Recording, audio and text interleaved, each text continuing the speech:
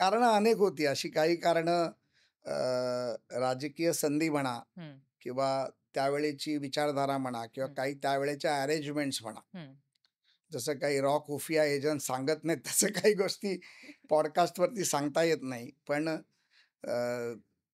हिंदुत्ववादाचा मुद्दा तर निश्चितपणे माझ्या डोक्यात लहानपणापासून होता. हं, कारण परळमध्ये शिवसेना प्रमुख बाळासाहेबांचं बाळकडू परळच्या प्रत्येक कार्यकर्त्याच्या मनात होतं. हं, आणि ज्या पद्धतीमध्ये हिंदुत्वाचा मुद्दा सोडून काँग्रेसचं सरकार काम करत होतं आणि त्याच्यामागे शरद पवार त्यांना होला हो करत होते हं, सेक्युलरच्या नावाखाली. हं, ते कदापि माझ्यासारख्या हिंदुत्ववादी कार्यकर्त्याला कधी मान्य होणार नाही. हं.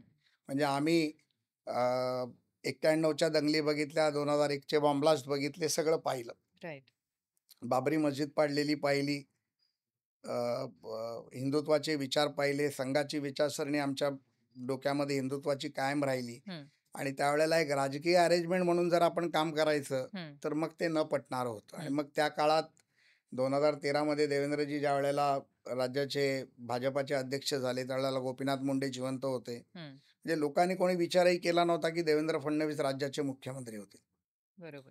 आणि त्यावेळेला गोपीनाथ मुंडे, नितीन गडकरी, एकनाथ खडसे अनेक नेते भाजपामध्ये होते. आणि त्यावेळेला ती जी एक माननीय नरेंद्र मोदींची जी एक लाट सुरू झाली. हं, म्हणजे मी तुम्हाला सांगतो, की आजही नीता मला त्या विषयावरती बडबडते किंवा किंबहुना शिव्या देते. 2014 मध्ये मला एक संधी माननीय देवेंद्रजींकडनं आली होती, की तू विधानसभा भाजपावर लढ. हं, आणि त्यावेळेला मी म्हाडाचा अध्यक्ष होतो. हं, आणि 100% आमचं सरकार येईल, तू हरलास तरी आम्ही तुला म्हाडाचा अध्यक्ष कंटिन्यू करू. हं. अशा पद्धतीची एक ऑफर त्यावेळेला मला आली. अच्छा. काही राजकीय लोकांनी मला तेव्हाच्या मिसगाईड केलं. पण त्यावेळेला शरद पवारांचा माझ्यावरती उपकार म्हणा किंवा पगडा म्हणा एवढा भारी होता, हं, की साहेबांनी मला एक शब्द, हं, देवगिरी आज जिथे अजितदादा राहतात, तिथेच अजितदादा राहत होते. हं, मला सांगितलं, की माझ्या कठीण वेळेत तू मला सोडून जाणार नाही, मला अपेक्षा आहे. आणि त्यांचे उपकार होते माझ्यावरती. आणि फक्त त्यांच्या उपकाराची परतफेड मला कशी करता येईल, तर ती माहीत त्यांना न सोडून जाता करता येईल.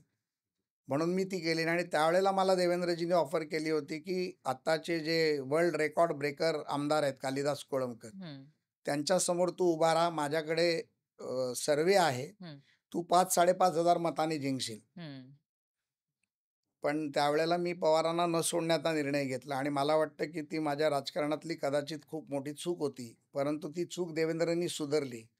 मला 2015 मध्ये त्यांनी भव्य-दिव्य असा प्रवेश दिला. हं, राज्याचा भाजपाचा उपाध्यक्ष केला. हं, आणि 2016 साली हं, म्हणजे माझ्या माझ्या ध्यानीमनीही नव्हतं. आम्ही आमच्या मुलीच्या कॉन्व्होकेशनसाठी लंडनमध्ये होतो. आणि मला फोन आला, की "तू मुंबईत कधी येतोयस?" मला आजही तारीख आठवते. 20 तारीख होती. 20 नोव्हेंबर. तर मी म्हटलं, "माझा असा प्लॅन आहे, की मी 25 तारीख नीताचा वाढदिवस करूनच मुंबईला येईन. तर तू एक काम कर, तू 22ला रात्रीचं विमान घे, तू 23ला मुंबईत ये." हं, आणि मला माहितीच नव्हतं. मी 23ला मुंबईत आलो. मी फोन केला त्यांना 23ला, की मी मुंबईत आलोय. हं. तर त्यांचा रिप्लायच आला नाही, अच्छा. त्यांच्या सवयीप्रमाणे. म्हणजे कदाचित कधी-कधी त्यांना मुद्दाम ते रिप्लाय करत नाहीत. नाहीतर ते 1 मिनिटात प्रत्येक कॉमन माणसालाही एस-एम-एसचा रिप्लाय देतात. आणि 24 तारखेला रात्री हं, आम्ही बिनानी सिमेंटचे ओनर होते. ब्रिज बिनानी त्यांच्या मुलाच्या लग्नाला आम्ही फोर सीझन्समध्ये तेही आले, मीही आलो. योगायोगाने बच्चन साहेबही तिथे होते. आणि त्यावेळेला मला बाजूला घेतलं. "काय आता प्रोग्राम आहे?" तर म्हटलं, "नीताचा वाढदिवस आहे. हं. पार्टी सेलिब्रेशन आहे आणि आपल्याला पार्टी सेलिब्रेशनला मी जाणार आहे.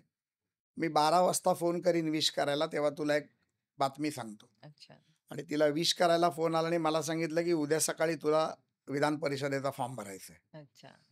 आणि ती माझे पॉलिटिकल करियर पॉइंट म्हणजे सिद्धिविनायक न्यासाचा विश्वस्त, राज्यमंत्री म्हणून 5 वर्ष म्हाडाचं अध्यक्षपद हं, आणि त्याच्यानंतर राजकारणाच्या मुख्य प्रवाहात हं.